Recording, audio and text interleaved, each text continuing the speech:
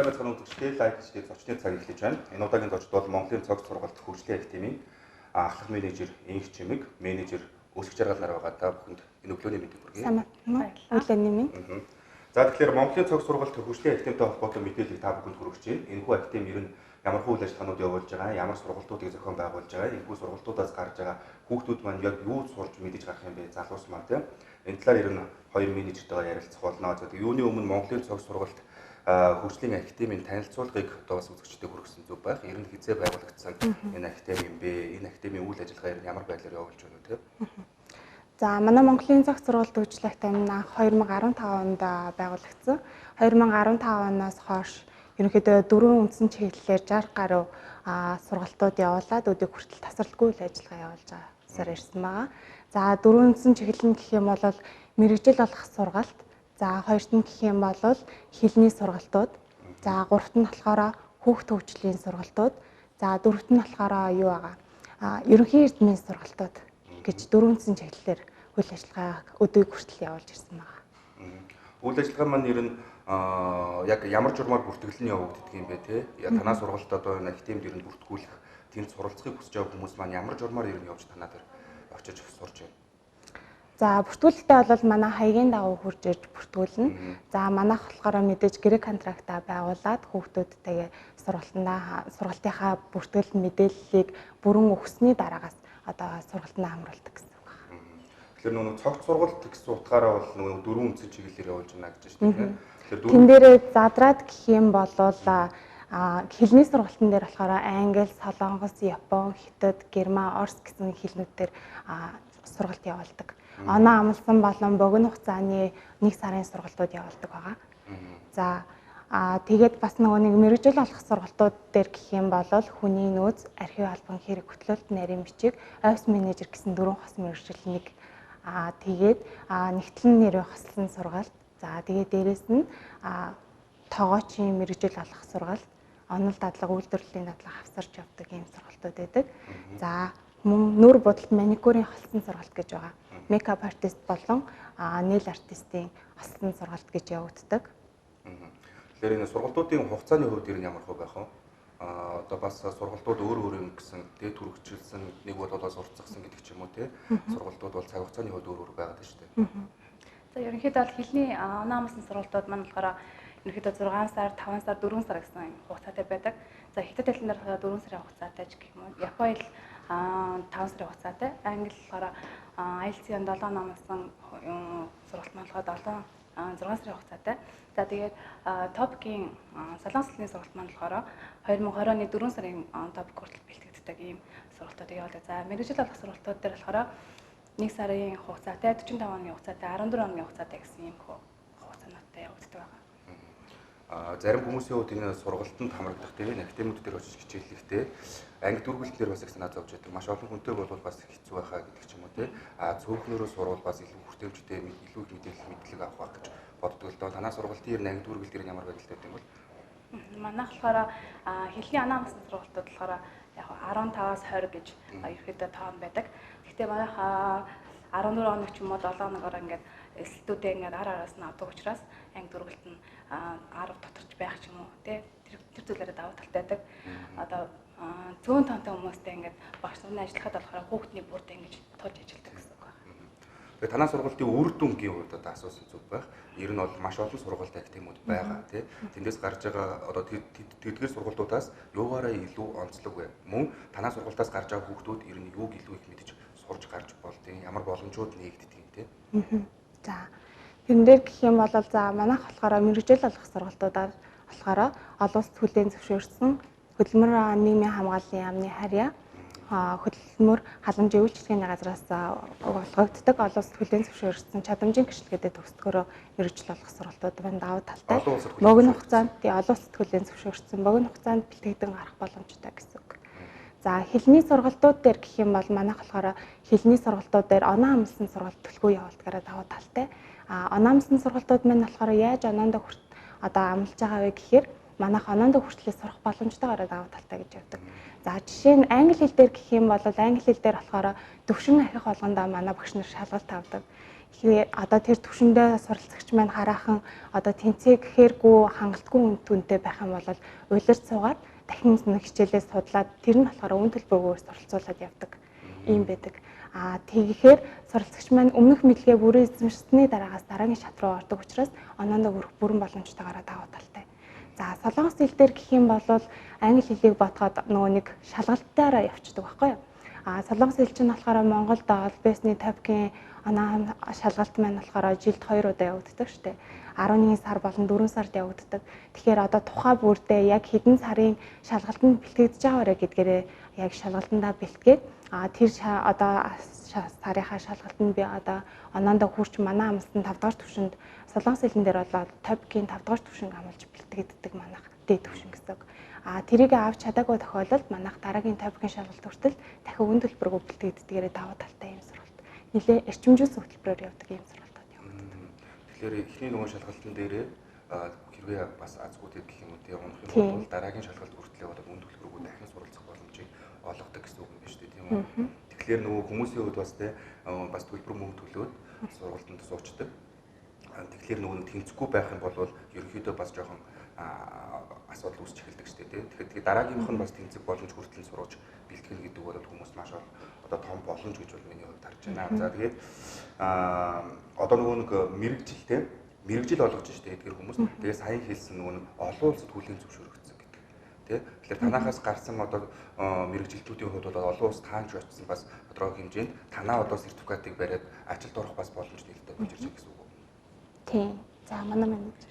Ерөнхийдөө бол Монголдоо болохоор олон улсад хүлээн зөвшөөрсөн гэрчлэгээж өгч байгаа. Тэр нь болохоор олон улсад бүх газар хүчин төгөлдөр гэсэн үг байхгүй. Тэгээ манай тэр гэрчлэгийг аваад очих юм бол ямар нэгэн газарт өөрийнхөө уур чадварыг бас харуулад ажилд орох бас бүрэн боломжтой байдаг байхгүй.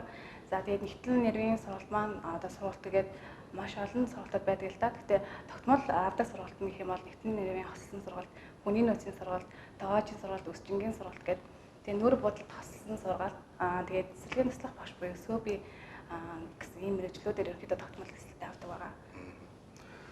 Одоо ямар ч одоо сургалтын газар гэдгийг академи гэдгийг тэгээд тэр байгууллагуудын хувьд бол багш болгосон хүчний хувьд бол маш их чухал байдаг л да. Яагаад гэвэл богино хугацаанд маш их мэдлэг мэдээллийг олгодог учраас. Тэгэхээр танаа сургалтын төв тий академийн хувьд ер нь болгосон хүчин багш нарын хувьд ямар хувь байдаг вэ? Тэгэлгүй яхаа. За багш нарын хувьд гэх юм бол манайх болохоор яг тэр мэргэжлэрээ дагнасан мэргэжлийн магистр доктортой зэрэгтэй багш нар багшилтай гүнсэн багш нар багшилтгаараа даваа талтай юм байна. Туршлагын хувьд бас нэлээд байна. Туршлагын хувьд бас нэлээд олон жил тэргүүрээ ажиллаад туршлагачсан багш нар байгаа гэсэн үг. Тэгээ нүг одоо бас нөгөө хүүхэд залуучуудын хувьд хэлний тал дээр илүү их анхаарч сургалтуудын төвүүдийг одоо зорддог боллоо л доо тийм 10 жилдээ гэдэг юм уу их сургуульд авч чадаагүй мэдлэгээ одоо сургуулийн төвүүдээр авч байгаа зүйл бол нэлээд нийтлэг ажиглагдаж шүү дээ. Тэгэхээр тэдгээр хүмүүсийн хувьд ер нь одоо танаа сургалтын төвийг зорих шалтгаан гэвэл та бүхэн юу гэлэх вэ?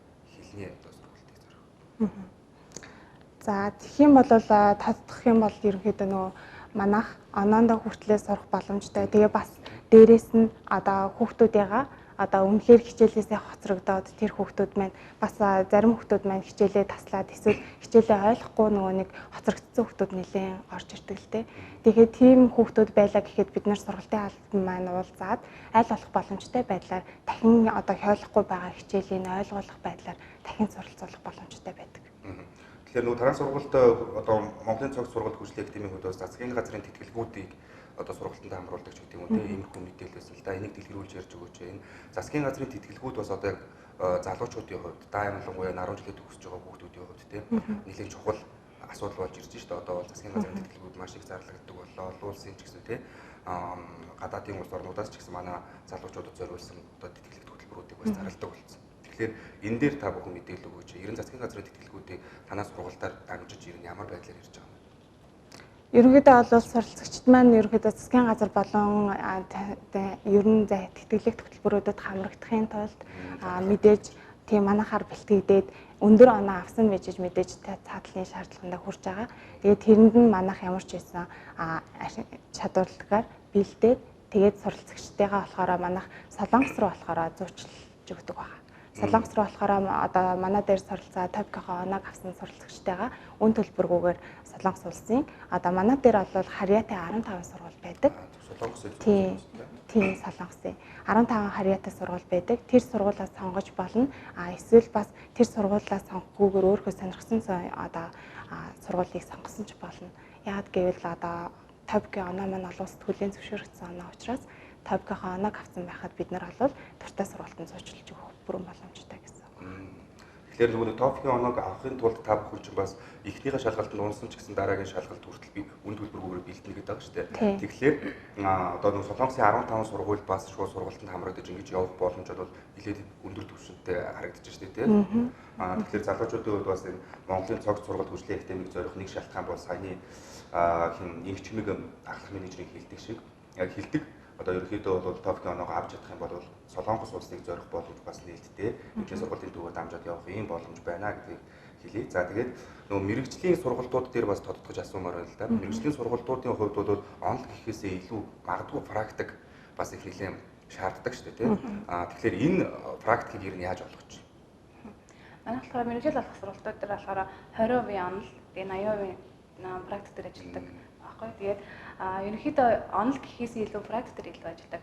За нэгтлэн нэрийн одоо сургалт маань гэх юм бол тайлан балансыг яаж гаргах вэ те нэгтлэн хүмүүс одоо өдөр тутмын одоо гүйцэтгэх ажиллаа одоо яг бодиттой юун дээр жишээн дээр тулгуурлаж үзээд тэр суралцдаг. Тэгээд програмууд дээр ажиллана. Одоо яаж тайлан гаргах вэ? Яаж баланс гаргах вэ гэдэг тиймэрхүү зүйлүүд дээр их ажилладаг байгаа. За тэгээд тоогоочийн хувьд гэх юм бол бас онлоо үзээд тоогоочийн одоо яаж хоолыг махан бүтээгдэхүүнийг яаж боловсруулах вэ? Гурилан бүтээгдэхүүн гэл бүх зүйлүүдийг одоо зуур тэр зүйлүүдийг яаж хийх вэ гэдэг бүх зүйлүүдийг одоо манай нэг хорооллын одоо тэмцээний салбар байдаг. Тэмцээ болохоор манай тоогоочийн одоо практик тэмцээний авдаг гэсэн үг байхгүй. Тэгээд ерөнхийдөө онлоод нь болохоор манай офс дээр явагддаг. Тэгээд дадлгууд нь болохоор манай салбарууд дээр явагддаг байгаа. Офс одоо сургалтуудын нөгөө дадлага хийдэг газруудаа ч гэдэг юм уу тий. Танилцуулсан зүг байх л та нөгөө хүмүүс бас одоо зорж очихыг хүсэж байгаа шүү дээ тий. За манай офс гэх юм бол 11 дугаар хороолт байрладаг. 11 дугаар хорооллын одоо Намингийн яг зүүн хойдолд нь Сэл Палаза гэж байдаг байгаа. Тэрний 305 дотор манай офс үйл ажиллагаа явуулдаг. За тэн дээр болохоор манай хэлний онаамсан сургалтууд болоо яг мэрэгжил олох сургалтууд яг дагнаад явагддаг. 14-өөс дээш насны хүмүүс хамрагдах боломжтой гэсэн үг. Тэгээд манайх болохоор хүүхд төвчлийн салбар байгаа гэж хэлсэн дээ. Тэр мэн болохоор хүүхд төвчлийн салбар 1-2 гэж байгаа. Тэр нь хүүхд төвчлийн ордон нэг мэн болохоор хорооллын эцэст байрладаг. Хорооллын эцсийн бичлэгийн замын төгсгөлд нь 13 дугаар сургуулийн баруун талд Монголын хүүхд төвчлийн ордон 1 гэж байгаа. За 2 дугаар салбар маань болохоор Жукуийн автобусны буудлын урталт нь Сувдан сандрах хотгоны 76 дугаар байрны нэг давхарт байрладаг. Ийм байна. Тэгэхээр нэгэнт ярьсан хүүхэд хөгжлийн одоо үйл ажиллагаатай холбоотой ажлуудын талаар ярьсан зүг баха. Ер нь яг энэ хүүхэд хөгжил гэхлээр ямар зүйлс агуулдаг байгаа юм те?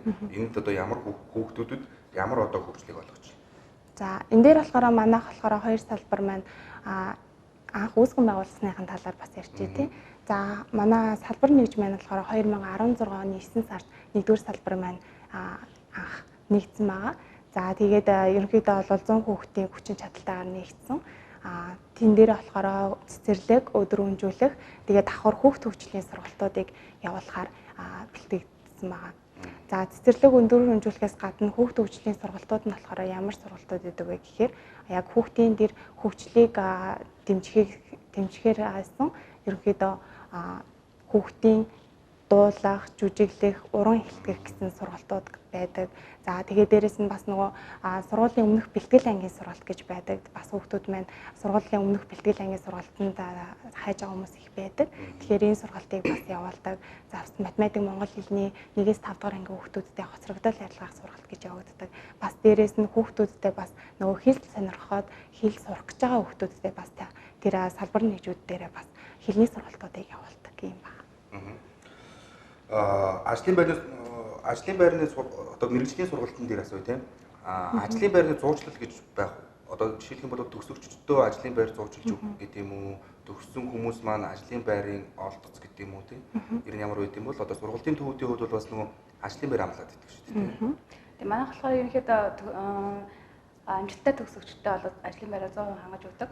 За тэгээ манай дээр болохоор маш олон ажлын зарууд ирдэг. За тэгээд тухайн ажлын одоо төгссөн одоо суралцагчтай холбогдоод тэр хүн байгууллагатай холбож өгдөг. За тэгээд тухайн хүн өөрийнхөө одоо ярилцлагач гэх юм уу тий одоо өөр чадвараараа тэндэж тэнцэх байх. Тэгээ манайхаас болохоор шаардлагатай одоо тэр сургалтуудыг нь явуулаад өгсөн. Тэгээд амжилттай төгссөн учраас тэр хүнийг явуулж байгаа холбож өгч байгаа. Тухайн хүн одоо ярилцлагандаа ч юм уу тий бүр сайн байгаад тэгээд тэр байгууллагад тэнцэх юм бол одоо тэр байгууллагад ажил орно гэсэн үг байна. Яг ингээд манайхаас болохоор холбож өгч байгаа. Яг тухайн хүний манад ийм боловсон хүчин байна бэлтгэгдсэн бэлэн хүн байна. Танад одоо ийм ажлын байр байна уу гэдэг юм уу тий. Энэ байдлаар тэгээд бас магадгүй нэг ажлын байрыг олоод тий тэрэнд одоо зориулж өөрснийхөө сургаж байгаа хүмүүсээс бас бэлтгэх гэдэг юм уу тий. Ингэж одоо ажлын байрыг болгож өгдөг юм. Зөв.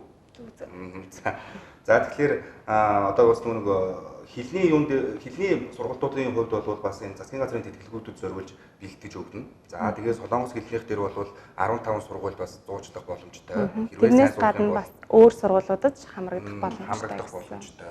Хүүхэд залуучуудын хувьд бол ийм боломжуудыг олгодог бол мэрэгжил дээр бол практик дээр бол маш сайн сургаж өгөөд ажил бас зурчлах боломжийг Монголын цогц сургууль хөгжлийн агентийн бол олгодог юм байна. За мөн хүүхэд хөгжилтэй хүүхэд хөгжлийн асуудлаар одоо энэ чиглэлээр бол бас идэвхтэй үйл ажиллагаануудыг чиглэл бүр рүү явуулдаг. Танаа хүүхэд бас сургалтандаа одоо хичээл сургуультай хоцрогдсон бол хоцрогдлыг адилгах юм байна. За тэгээ өдрөмжүүлэх ажиллаж байна тийм. Сургуулийн өмнөх боловсролыг олгож байна. За үүний хажуугаар бас хүүхэд чинь одоо ярианы хэл одоо ярих чадвар муутай бол түүнийг нь дээшлүүлж байна тийм. Ингээд маш олон үйл ажиллагаануудыг бас энэ Монголын цогц сургууль хөгжлийн агентийн бол явуулдаг юм байна. За тэгээд өнөөдөр бол манай студиуд Монголын цогц сургуульд хөгжлийн академийн ахлах менежерийн хэмжээг болоод менежер өсгөх жаргалнаар хүрэлцэн ирсэн байгаа. Тэгээд ер нь бол Монголд маш олон академиуд сургуулиуд бас үйл ажиллагаа үе таалгааны гэдэг ингээд явуулдаг болчих. Гэхдээ бол одоо танаа сургуулиудын хувьд бол тэдгээр сургуулиудаас өөрийн гэсэн онцлогтой илүү цогц хэлбэр явуулж байгаа чинь миний хувьд бол их сонирхол татж байна л да. За тэгээд нөгөө хэлнийхээ бас нөгөө хүмүүс их сонирхдаг учраас тийм тодотгож асуусан зүг байхаа тийм түрүүн хоёулаа бол солонгос хэлний талаар бол ихэнх мэдээлэл өглөө шүү дээ тийм. Тэгээ англи хэлний бас мэдээж тодорхой мэдээллийг бас хальтуурдаад өнгөрсөн. Тэгвэл бусад хэлнүүд дээр ер нь ямар хуу боломжууд байна. Тэгээ сурахыг зорж ирж байгаа хүмүүсээс олон болчлоо шүү дээ. Ялангуяа энэ Европын орнууд руу явах гэж байгаа хүмүүс тийм. За бусад хэлэн дээр гэх юм бол бас адилхан одоо англи хэл, солонгос хэл шиг манайх оноо амлан бэлтгэдэг. Хятад хэлэн дээр гэх юм бол HSK-гийн 4-р түвшинг анхан шатнаас нь ахуулаад бэлтгэдэг юм байна. Японы дээр гэх юм бол анхан шатнаасаа Японы 3-р түвшинг хүртэл бэлтгэдэг юм байна. Тэгэхээр ерөнхийдөө суралцагч маань HSK 4-р түвшингээс дээш түвшиндээ болсон тохиолдолд засгийн газрын тэтгэлэг болон зарим нэг бусад тэтгэлгүүдэд хамрагдах боломжтой байдаг. Японы дээр гэх юм бол N4-өөс дээш одоо түвшиндээ болсон тохиолдолд N3-аас дээш ижиж хэлний сургалтууд одоо сургууль руу явах боломжтой. За тэгвэл N4-өөс дээш мэдлэгтэй байжж одоо нөгөө дадлагжагч ажилтан гэж ярьдаг шүү дээ. Японд руу ажиллаар явах боломжтой юм байдаг учраас бид нэр ерөнхийдөө тэрэнд нь бэлтгэгдэх оноо амлсан сургалтыг явуулдаг гараад байна. Гол нөгөө нэг оноо амлсан гэж хэлэн дээр яриад байгаа шүү дээ. Хүмүүстэй та бүхнийг энэ хүртэл одоо сургаж чадна гэдэг тэрийг одоо амлалтаа өгөөд тэр хүмүүсийг сургаж байгаа гэж зүгээр хар ухаанаар бодвол гэж ойлгож байна шүү дээ. Зөв үү те? Зөв. Та бүхнийг энэ төвшөнд хүртэл бид нар сургаж чаднаа. Тийм учраас манай сургалтыг сонгооч гэж бүр амлалт өгч шүү дээ. Зарим сургалтуудын хувьд бол зүгээр төлбөрөө төлчихтэй бид нар зүгээр ийм хичээлүүдийг заах юм шүү гэдэг юм уу те. Таны ингэдэг бол та бүхэн бол амлалт өгөөд шүү дээ тодорхой хэмжээнд те. Тэр амлалтанд хүрээд тэр TOEFL гэдэг юм уу янз бүрийн шалгалтанд өөрийнхөө хичээл зүтгэлгүйгээс болоод ч юм уу те. Унсан нөхцөлд бол дараагийн TOEFL-ийн шалгалт хүртэл бол үнд төлбөрөөс сургаад өгөө. Ийм л даваа талыг танаас сурах. Тийм. Ерөнхийдөө бол суралцагч маань яг хичээгээд манайх угсаа нэлээд эрчимжүүлсэн хөтөлбөрөөр явдаг учраас цаг тухайн үед нь юмаа хийгээд хичээх юм бол тэр тодорхой одоо яг Японы гэхтэл 5 сарын хугацаа, Солонгос гэхтэл 6 сарын хугацаа байлаа гэж бодоход тэр хугацаанд бүрэн хамрагдах одоо оноонд бүрэн боломжтой байдаг байна. Ерөнхийдөө бол бүх одоо хэлнүүдэд оноонд хүрээд явж байгаа хүүхдүүд маш ихээр байгаа. Тэрийг бол манайх пэйж дээрээ бүгднгийн хүүхдийнхаа мэдээлэлтэй тавьчихдаг байна. Одоо ингэ нөгөө үндсэн дөрвөн чиглэлээс ерөнхий эрдмийг орхиод байгаа шиг байна л да. Тийм ерөнхий эрдмийн талаар одоо яг энэ одоо энэ бүлэгт маань энэ чиглэлд маань ер нь юу хамаардаг юм бэ? За. Ерөнхийдөө 10 жилд үзэж байгаа одоо Монгол хэл, математик, биологи, хим, физик гэл 10 жилд үзэж байгаа бүх хичээлүүдийн одоо хоцрогдол болон ЕШ буюу нэг эсдийн ерөнхий шалгалтанд бэлтгэх ийм одоо сургалтуудыг явуулдаг байгаа. За нэг хичээлийн жилд буюу 9 сараас 6 сар хүртэлх хугацаанд болохоор нэг хичээлийг одоо жил сурна гэсэн. За тэгээд тэрхүү одоо хичээлд болохоор бид нар болохоор ЕШ 700-аас 800 оног амлан бас бэлтгэдэг байгаа. Тийм учраас одоо тухайн хүүхэд 9 сараас ахуулаад 6 сард 10 жилээ төгсөх хүртэл одоо ЕШ-ийн шалгалт болох хүртлээр бэлтгэдэг. Тэгээд 700 оноогоос 800 оноо авахгүй болоод бидраас тухайн одоо төлбөртөнд тааруулаад ч юм уу одоо ямар нэг сургалтанд ингэж хөндлөлгөө суулгана гэсэн тийм бас амлалтуудыг өгдөг байгаа. Ерөнхийдөө бол тэгээд хоцрогдолтой эсвэл одоо ямар одоо сэтгүүлч ч юм уу, эмч ч юм уу ямар нэгэн мэргэжлийг сонгож байгаа болоод түүнтэйгээ уялдуулаад одоо хичээлүүдээ сонгоод манай сургалтын төвийг бас зараад яг юм бол 2 хичээл сонгох юм бол 3 хичээл сонгох юм бол тус-тусаас их хөнгөлөлт урамшуулалт маш их байдаг. Тийм. Тэгэхээр нөгөө эсэлтийн ерөнхий шалгалтанд бэлдэж байгаа хүүхдүүдийн хувьд бол маш том боломж одоо сургалтанд хамрах боломж шүү дээ. Тэгээд одоо нөгөө төгсгөл рүү гараад ирэхээр тэр хүнийг өөрсдөө мэргэжлээ сонгоцсон байдаг шүү дээ. Би энэ чиглэлээр л явъя да. Миний илүү сонирхолтой хичээл бол энэ хичээлд уялдаад та ямар мэргэжлүүдтэй гэдэг юм те. Ингээд сонгоцсон байдаг бол тэр мэргэжлийнхаа дагуу танаа сургалтын дээр ирээд би ийм мэргэжлийг сонгож байгаа, ийм шалгалтнуудыг заавал өгөх ёстой байна гэдэг юм те. Тэгээд энэ чиглэлээрээ сургалтыг авах бүрэн боломжтой байна. Энэ дээр бол нөгөө ерөнхий эрдмийн маань гол одоо агуулгыг өгч шүү дээ те. Тэгэхээр нөгөө нэг ер нь одоо юу гэдгийг одоо тэр танаа сургалтыг зорж ирж байгаа ерөнхий эрдмийн тэг хичээлээс ингээд жоохон хоцрогдсон ч гэдэг юм уу тийм. Тэр залуучуудын хувьд ер нь сургалтанд ирээд юун дээр илүү их одоо анхаарч ажиллах шаардлага үүсдэг вэ? Зөв одоо залуучуудын хувьд ер нь юун дээр илүү хоцрогдсон байд юм бэ? Ерөнхийдөө бол залуучууд одоо ингээд сургалтын төвийг одоо зорж байгаа хүмүүс байна л да. Яг нь мэрэгчлэрээ одоо мэрэгжлийнхаа төлөө зорилгын төлөө ингээд явж байгаа маш олон хүмүүс ингээд суралцж байгаа. Зарим нь болохоор зорилгоо ч мэдгүй одоо яахаа ч мэдгүй тийм хүмүүс ингээд байгаа. Сургалтуудаа ингээд таслаад ч юм уу ингэж явах үе байдаг. Тэгээд манай зүгээс болохоор тэдгээр хүүхд рүү маш их анхаарал ингээд тавьж залгаж ингэж одоо юу хөө халамж үзүүлдэг гэх юм уу. Тэгээд нөгөө өөрсдийнх нь бас цааш тийм чиглэлийг гаргаж өгч штэ тий.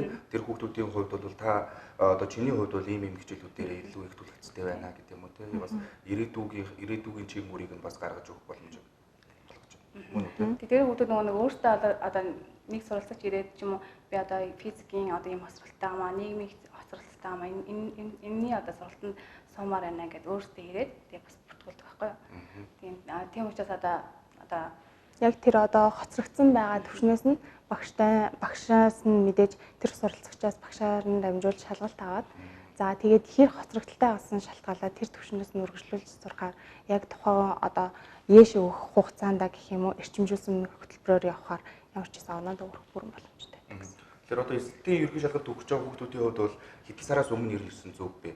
Хоцроглоос хамаарх уу тий? Хоцроглоос хамаарна. Гэхдээ ер нь бол эрт ирсэн л дээр. Одоо манайх бол жилийн сургалт гэж зарлцдаг байхгүй юу? Ешийн 1 жилийн 700 намлсан сургалт гэж зарлцдаг. Тэгэхээр суралцагч маань үнэхээр оноондоо хүрээ эртнээс бэлдээ гэж бодож байгаа бол жилийн өмнө ч юм уу 8 сарын өмнө ч юм уу аль болох хугацаанд их байх тусмаа тэр хүн маш их юм сурч одоо шалгалтын дээр бүрэн оноо авах бүрэн боломжтой болно. Ерөнхий одоо эсэлтийн ерөнхий шалгалтын бэлтгэл дээр бас оноо амлалт юм уу те танаас сургууль чинь 700 оноо амлалт юм. 700-аас 800 оноо. Тэгэхээр чи нөгөө 700 оноо авсан хүн бол аль сургуульд орох боломж бас боломжтой шүү дээ тий. Магадгүй гадагшаагаа ч гэсэн сурах боломжууд нэгж ирж байдаг. Тэгэхээр 700 оног та бүхэн амлаж өгж ийн гэдэг чинь бол маш их ихтгэл хүмүшил төрөхөр юм байна л да тий. Хүмүүстүүд. Гэхдээ хугацааны хувьд жилийн өмнө шүү дээ тий. Тийм, жилийнх гэж байгаа. Одоо тухайн суралцагч хизээ ирснээс шалтгаалаад одоо ЕШ-ийн 6 сар болтол хэдэн хугацаа байна. Тэрнээсээ шалтгаална гэсэн. Ерөнхийдөө ЕШ-ийн 6 сарын ЕШ-ийн шалгалт хүртлээр бэлтгэдэг байхгүй. Гэхдээ нөгөө нэг сургалт болгол зарим нэг амлалтыг өгч идэг л да тийм. Тэгэхээр танаас одоо яг одоо оноо амлсан сургалтууд яваад байна шүү дээ тийм. Энэний одоо яг гүйцэтгэл нь хэдэн хувьтай гэдэг вэ? Гүйцэтгэл бол маш сайн гэсэн. Ерөнхийдөө бол одоо үнэхээр хичээлээсээ хоцрогдоод одоо оноондоо хүрэх боломжгүй байлаа гэхэд бид нэр багш нар хүүхдүүдэд хоцрогдсон байгаа хүүхдүүдэд тусгайлаа аваад давтлага өгдөг. Тэгээд давтлага өгснөөрөө тэр хүүхэд үнэхээр ойлгоогүй байсан юм ойлгож авах боломжтой байдаг байна. Төлбөр мөнгөний асууж болох болов уу? Болно. За тэгэхээр төлбөр мөнгө нь ямар хөө байт юм бол мэдээж сургалтуудын талаар мэдээлэл авсан хүмүүс хамгийн түрүүнд ирэн төлбөр нь ямар хөө байт юм бол гэж боддог шүү дээ. За төлбөр нь гэх юм бол манай Ешийн сургалтын төлбөр маань жилийн сургалт нь одоо бол жилийнх биш шүү дээ тий. Арай богино хугацаа болсон 8 сарын хугацаа болсон. Тэгэхээр бол 50% өндөрсөн байгаа. 50% өндрөө жилийн сургалт маань 700 намсан нэг жилийн төлбөр нь 880 мянга болсон байгаа. Тэгээ 880 мянгаас бас нөгөө нэг хэдий хичээл сонгоснороо бас давхар хөнгөлт урамшууллыг авах боломжтой. За 2 хичээл сонгох юм бол үнийн дүнгээс 20%, 3 хичээл сонгох юм бол үнийн дүнгээс 30%. Тэгээ дээрэс нь бас нөгөө хідэн найзтайгаа ирэх юм бол бас найзын өнгөлт гээд бас давхар урамшууллууд байгаа. Тэгэхээр бол яг ингээд олон яг тэр хөнгөлт урамшууллаа аваад үзлээ гэхэд тэр хүүхэд 6 сарын ээш хүртлээ бараг л 1 сарын төлбөр бараг 100 хүрэхгүй төлбөрөөр суралцж байгаа. Тэгэхээр нэгэнд одоо төлбөр мөнгө хөнгөлөлт урамшуул ярьсных нөгөө бусад чиглэлүүдээр ч гэсэн ярьсан зүг байх тийм үү. Тэгэхээр хэлнийх, мэрэгжлийнх те энэ одоо хүүхэд хөгжлийн чиглэлүүдээр сургалтууд маань ирнэ ямар үн хөлстэй явж байгаа урамшууллууд ирэн зарлагдсан байгаа юу? Зарлагдсан бол ирэн ямар урамшууллууд зарлагдсан бай. За та мэрэгжил алгах сургалт. Мэрэгжил алгах сургалтууд маань гэх юм бол ерөнхийдөө ихэвчлэн 450 сая төгрөг үнэтэйдэг. За тэгээд одоо бүх мэрэгжил алгах сургалтууд маань гэх юм бол 20% өнгөлттэй болсон байгаа. За тэгээд 20% өнгөлттэй одоо 450 мянгаас 20% өнгөлөг 360 мянга болж байгаа. За энэ 360 мянгаа 100% ингээд төлөх юм бол дахин 10% өнгөлтийг өнгөлт эдлэн гэсэн үг. За тэгээд манайх нөгөө морь бусан шагаа гээд урамшуул хөтөлбөрөөс бас гаргасан байгаа. За тэгээд 1-ээс 4 морь буулгах юм бол одоо 10-аас 40% өнгөлтийг бас эдлэх боломжтой. За тэгээд 4 бэрх буулгах юм бол 50% өнгөлтүүдийг эдлэх юм боломжтой байдаг. Мэргэжил алгах дээр бол юм байна. За тэгэхээр бас л нэлийн урамшуул зарлагдсан тийм хүмүүс маань бас боломж болж штэ. Урамшуул гэдэг бол бас боломж яагаад гэвэл энэ чинь мөнгө санхүүтэй холбоотой байдаг учраас хүн болгон л одоо бас хөнгөлөлтөө хямдхан сурахыг бодож байгаа штэ тийм. Тэгэхээр сургуулиуд хэмдрэл зарлагдсан юм байна. За хилэн дээр ирнэ гэж. За хилэн дээр гэх юм бол солонгосын хилэн дээр бол хэмдрэл байхгүй байгаа. За манай солонгос хэлний топикийн онаамслын сургалт маань ерөнхийдөө хэлний бэлтгэл гэсэн үг. Энэ хэлний бэлтгэлийн төлбөр маань болохоор 2 сая 750 мянган төгрөгийн төлбөртэй байдаг. За үүнээсээ болохоор төлбөрөө 100% төлсөн тохиолдолд 10% хөнгөлтийг эдлэх боломжтой юм байдаг байгаа. За тэгвэл бусад сургалтууд хэлний англи хэл, япон хэл, хятад хэлний онаамслын сургалтууд маань болохоор төлбөрийн хувьд бол адилхан 880 мянган төгрөгийн төлбөртэй. За англи хэл болохоор төлбөрөө 100% төлөх юм бол 15% хөнгөлт эдлэгддэг. За тэгээ дээрэс нь бас нөгөө найзын өнгөлт гэж байдаг. Найзын өнгөлт нь болохоор хоёулаа ярих юм бол 3%, гуруулаа ярих юм бол 5%, дөрвөлөө ярих юм бол 7% өнгөлтүүдийг бас давхар эдлэх боломжтой байдаг. За нөгөө хятад хэл болон япон хэлний сургалтууд болохоор төлбөрөө бөөн төлөх юм бол 10% өнгөлт гэж байгаа. За тэгээ дээрэс нь солонгос хэлний сургалтаас бусад одоо саяны англи, япон, хятад хэлний сургалтуудад хамрагдсан одоо бүртгүүлж байгаа суралцагчид маань бас шаагаа орхиод одоо азаа үзэх боломжтой. За 4 бэрх болох юм бол 50%, за 1-ээс 4 морь болгоснараа бас 40% өнгөлтийг эдлэх боломжтой. Давхар урамшуулалтай байгаа. За тэгэхээр ер нь бол чиглэл бүр дээр солонгос хэлнээс бусад одоо бүх чиглэл дээр бол хөнгөлөлт урамшуул байгаа юм байна. Тэгээд зориод ирэх юм бол одоо та бүхэн хөнгөлөлт урамшуулал нээлттэй байна. Ялангуяа төлбөрөө 100% төлөх юм бол та бүхэн урамшуулал аав. Мөн дээрээс найз нөхдөөрөө мэдээж нэг сургалтанд ганцаараа явах гэрээгүй санагддаг шүү дээ. Бүх залуучуудын хувьд тэгэхэд бол олуулаа бүрээд ирэх тусмаа та бүхэн хөнгөлөлтийг бас өндөр авах юм боломж нээлттэй байдаг юм байна. Тэгээд төгсгөлт нь одоо ерөнхийдөө бид гурван одоо ярилцах цаг өндөрлж байна. Тэгээд төгсгөлт нь асуухад энэ нөгөө саяхан бас хальт дурдаад өнгөрлөлтөө хэлний сургалтанд сууж байгаа хүмүүсийн хувьд бол ерөнхийдөө хэлний бэлтгэл гэсэн үг гэж хэллээ шүү дээ тийм. Тэгэхээр нөгөө нэг ямар ч гадагшаага сургууль яваад очихлоор одоо хэлний бэлтгэлд заавал суух хэрэгтэй болдог шүү дээ тийм. Энд хэрвээ танаа сургалтыг төгсөөд тэнд очих юм бол хэлний сургалтын одоо тэнд сурах ёстойгийн хэдэн хувь дээр ч гэдэг юм уу тийм. Суралцж очдог бай. Ялангуяа зүгээр солонгос дээр ярьж байна тийм. За солонгос хэл дээр гэх юм бол топикийн шалгалттай маань 6 төвшөнтэй байдаг. Тэрний манайх бол 5 дугаар төвшин амлаад 6 горлдог гэсэн үг. Тэгэхээр бол хамгийн дээд төвшин амлаж байгаа учраас суралцагч маань хичээх юм бол 6-г авах бүрэн боломжтой байдаг. Тэгэхээр очиж шууд одоо баг инженерээс сурж эхлэх. Тийм солонгост одоо Монголдо биш. За солонгостой хэлний бэлтгэлээ хийгээд суралцагчтай хүүхдүүд маань явлаа гэж бодоход зүгээр 1 жилийн төлбөр нь л 10 хэдэн сая төгрөг байгаа. Тэгээд дээрэс нь тэр 10 хэдэн сая төгрөг техникний оронд тэр хэлний бэлтгэлийнхаа тэр 10 сая төгрөгийг Монголдо арай хямд үнээр авч байгаа гэсэн үг. топикийнхаа оноог авсан байхад дахиж хэлний бэлтгэл суух шаардлагагүй гэсэн үг. Зөвхөн шууд хэлнийхаа үндсэн ангидаа хэлсэн суралцах боломжтой гэдгээрээ давуу талтай. За баярлалаа. Тэгээд харамсалтай бидний ярилцлагаа цагийн түрээд өндөрлж байна. Тэгээд бидний урилгыг хүлээж авч ирж өөрсдийнхөө одоо эрхэлж байгаа ажил Монголын цог сургуульд хөгжлийн академитай холбоотой мэдээлэл өгсөн та хоёрт баярлалаа. Та бүхний цаашдаа ажил амжилт хүсье. За баярлалаа. За үзэгчдээ энэ түрээд зочны цаг өндөрлж байна. Маргааш шинэ зочнотойгоор иргэд уулзъя.